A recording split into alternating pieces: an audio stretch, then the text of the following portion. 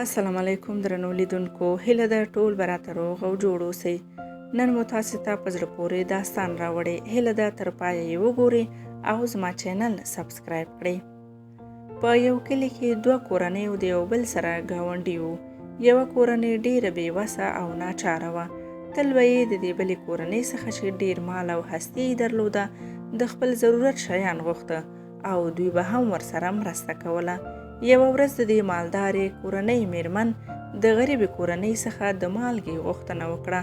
په همدې وخت کې د دې ښځې زوی ورباندې پام شو او خپلې مور ته یې وویل: مور جانې، ما هغه بله ورځ کور ته ټول د اړتیا وړ توکي راوړي وو، نو څه ضرورت دی چې تاسې د هغې غریبې کورنۍ څخه د مالګې غوښتنه کوئ؟ مور یې وویل: زویه، دا ښځه تل له موږ څخه شیان غواړي.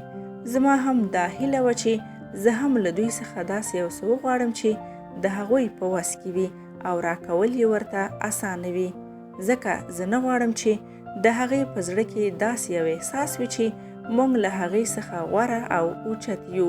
باید داسې فکر وکړي چې موږ ټول له یو بل سره برابر یو. او ما ځکه ورڅخه د مالګې مطالبه وکړه چې هغه وکولی شي هر هغه څه چې یې اړتیا وي په ارامه زړه یې له موږ څخه وغواړي او د یو شي غوښتلو کې ورته شرم او خجالت نه اوسي.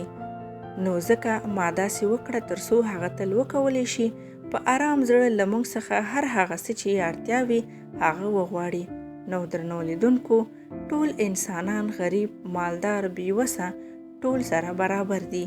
هیڅوک په چا برتر او اوچتوالی نه لري، مګر په عمل کې د بېوزلو لاسنیوی د الله جل جلاله د رضامندۍ سبب ګرځي.